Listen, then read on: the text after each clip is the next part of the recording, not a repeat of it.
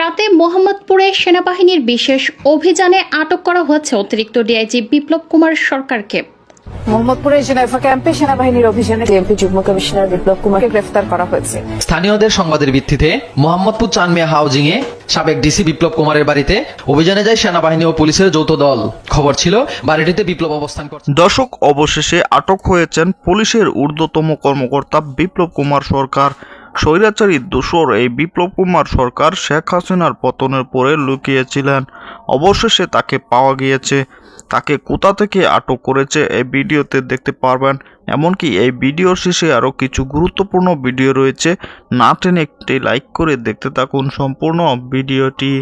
রাতে মোহাম্মদপুরে সেনাবাহিনীর বিশেষ অভিযানে আটক করা হয়েছে অতিরিক্ত ডিআইজি বিপ্লব কুমার সরকারকে।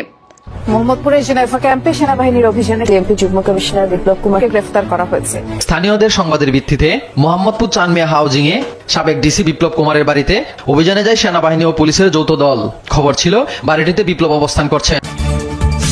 এবং সবশেষে জানাবো, স্পেন থেকে সাবেক আইজিপি বেনজির আহমেদের রাষ্ট্রবিরোধী ষড়যন্ত্র থাকছে বিশেষ প্রতিবেদন।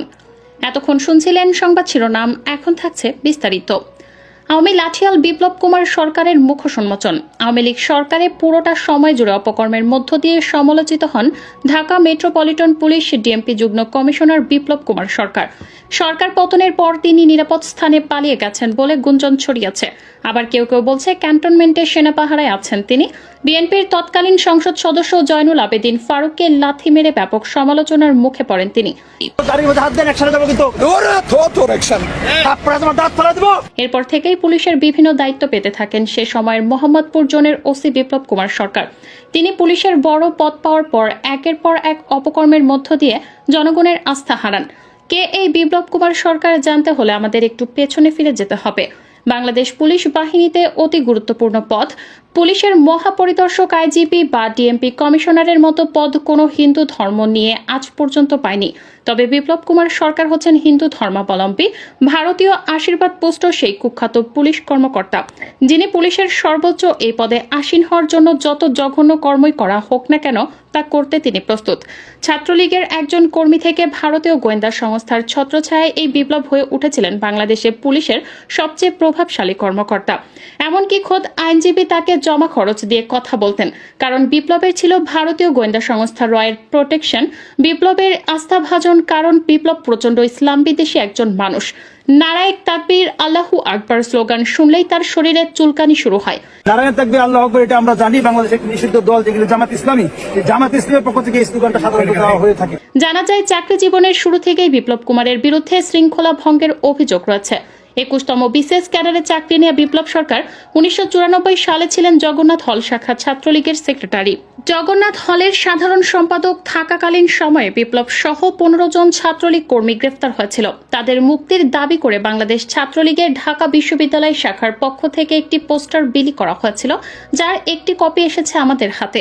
পুলিশ বিভাগে চাকরি হওয়ার পর সারদা ট্রেনিং করেছিল বিপ্লব। তবে নিজের নামের সাথে ছাত্রলীগের ট্যাগ থাকাতে বিএনপির শাসনামলে কোনো সুবিধা করতে পারেননি এমনটি ভেবেছিলেন এই বিপ্লব, যার ফলে 2003 সালে ডিবি ভিসা পেয়ে তিনি পুলিশের চাকরি রেখে আমেরিকা চলে যান। 7 বছর আমেরিকায় থেকে আওয়ামী লীগ সরকার ক্ষমতায় আসার পর 2009 সালে ফেব্রুয়ারিতে দেশে ফেরত আসেন। পুলিশের ভাষায় এ সময় তিনি ছিলেন ফেরারি। জানা যায়, কোনো প্রকার অনুমতি ছাড়াই দীর্ঘদিন কর্মস্থলে না থাকায় তার বিরুদ্ধে জিডিও করা হয়। কিন্তু দীর্ঘ 7 বছর অনুপস্থিত থেকে দেশে ফিরে রহস্যজনকভাবে ফের চাকরি ফিরে পান তিনি। শুধুমাত্র ছাত্রলীগ এবং আওয়ামী লীগের সাথে কানেকশন থাকাতে চাকরি ফিরে পান তিনি, এবং প্রশাসনও তার বিরুদ্ধে কোনো শাস্তিমূলক ব্যবস্থা গ্রহণ করেননি। রংপুর জেলার পুলিশ সুপার থাকাকালীন বিপ্লব কুমার সরকারের পরিকল্পনা অনুযায়ী 2021 সালের অক্টোবর মাসে পীরগঞ্জে 20টিরও বেশি বাড়ি ও দোকান আগুন দিয়ে পুড়িয়ে হিন্দু মুসলিম দাঙ্গার অপচেষ্টা চালানো হয়েছিল। এই ঘটনা উন্মোচিত হওয়ার পর তাকে কোনো রকম শাস্তির বদলে সেখান থেকে বদলি করা হয়।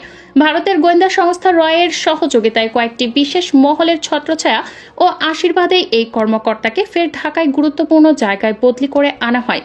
পুলিশ সূত্রে জানা গেছে, বিশেষ মহলের চাপেই পুলিশ কর্মকর্তাকে ঢাকা মেট্রোপলিটন পুলিশ এ পর্যন্ত 20 বার শ্রেষ্ঠ ডিজি মনোনীত করা হয়েছে।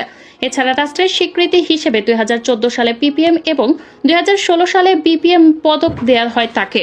ছাত্র জনতার অবিস্মরণীয় গণ অভ্যুত্থানে শেখ হাসিনার সরকার পতনের আগে নিজেকে উজাড় করে ছাত্র আন্দোলন বর্ধ করতে গুম খুন গণহত্যার নেতৃত্ব দিয়েছেন এই বিপ্লব কুমার সরকার। নারী লিপ্স ব্যক্তি হিসেবেও সুপরিচিত বিপ্লব গুলশান 2-এর 41 নম্বর রোডের 7-এর ভবনে অবস্থিত ছোয়া ফিজিও ডেন্টাল কেয়ার স্বত্বাধিকারী। তেজগাঁও থানা বিভাগের ডিসি থাকাকালীন সময়ে বিপ্লবের সাথে ফেসবুকে পরিচয় হয় ছোয়ার স্বামী একজন কাস্টমস কর্মকর্তা। স্ত্রীর বেপরোয়া জীবন ও বিপ্লবের সাথে পরকীয়া সম্পর্কের বিষয়ে তিনি জেনেছেন, কিন্তু বিপ্লব অত্যন্ত প্রভাবশালী হয় তিনি কিছুই করতে পারেননি। 2019 সালে বিপ্লবকে রংপুরের পুলিশ সুপার হিসেবে দায়িত্ব দেওয়া হয়। তখন তাদের নিয়মিত যোগাযোগের কিছুটা বাধা সৃষ্টি হয়, তবে ঢাকায় পুনরায় বদলি হওয়ার পর আবার পুরো উদ্যমে পরকীয়া প্রেমের সাথে অবৈধ সম্পর্ক চালিয়ে যেতে থাকেন লম্পট বিপ্লব কুমার সরকার। বিপ্লবের সরকারি গাড়ি ঢাকা মেট্রো ঘ 1175-52-তে করে ছোয়ার সাথে তার কর্মস্থলে দেখা করতে যেতেন। বিএনপির কার্যালয়কে এই বিপ্লব কুমার সরকার ক্রাইম সিন ঘোষণা করে বিএনপির মহাসচিব মির্জা ফখরুল ইসলাম আলমগীরের সাথে তর্কে জড়িয়ে যান। চলুন দেখে নেই মির্জা ফখরুল ইসলাম আলমগীরের সাথে বিপ্লবের সেই বাদানুবাদ। প্লিজ,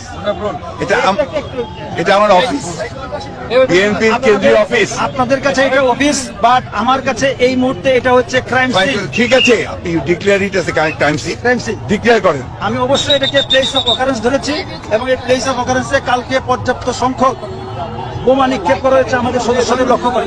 কাজে এইটা এখন এই মুহূর্তে আমাদের কাছে প্লেস অফ অকারেন্স হিসেবে এটা আমাদের জিম্মায় আমি রয়েছে। আমাদের কাজ শেষ আপনি হওয়ার সেটা পরে উত্তর দিচ্ছেন না, আপনি সেই উত্তরটা দিচ্ছেন। আমি যেটা জানতে চাই, আমি তাহলে এখন এখানে যাওয়ার জন্য আপনাদের দিক থেকে কোনো অনুমতি নাই আমার কাজ শেষ না হওয়া পর্যন্ত। সম্মানিত দর্শক, আপনারা জানেন শেখ হাসিনার সরকার থাকার সময় বিপ্লব কুমার সরকার পুলিশের আইজিবি এমনকি ডিবি প্রধান হারুন রশিদ সহ বেশ কয়েকটি ঊর্ধ্বতম কর্মকর্তা শুধু বিএনপি সমাবেশ এমনকি অন্য দলের সমাবেশ বাধা দেওয়ার জন্য তারা কিন্তু উঠে পড়ে লেগে গিয়েছিলেন। এমনকি অনেক বিএনপি নেতাকর্মীকে তারা সরাসরি গুলি করে হত্যা করেছে। দর্শক, এরকম অপকর্ম করে কিন্তু তারা পার পেয়ে গিয়েছিলেন। এতদিন যাবৎ ধরে তাদেরকে খুঁজে পাওয়া যাচ্ছিল না। হঠাৎ করে জানা গিয়েছে তারা নাকি আটক হয়েছেন। দর্শক, এই ভিডিওতে আপনারা দেখেছেন পুলিশের ঊর্ধ্বতম কর্মকর্তা বিপ্লব কুমার সরকার কিভাবে আটক হয়েছেন। একটি খবর ভাইরাল হয়েছে, সেই ভিডিওটি আপনারা দেখেছেন। ডিবি হারুন এমনকি আইজিবি বেনজির আহমেদ বিদেশে পালিয়ে গিয়েছে। তারা ষড়যন্ত্র করছেন দেশকে অস্থিতিশীল করার জন্য। তারা উঠে পড়ে লেগেছে। দর্শক, এ বিষয়ে আপনাদের কি মতামত অবশ্যই তা কমেন্টে জানাবেন এবং পরবর্তী ভিডিওগুলো সবার আগে পেতে চ্যানেলটিকে সাবস্ক্রাইব করে রাখুন। আসসালামু আলাইকুম।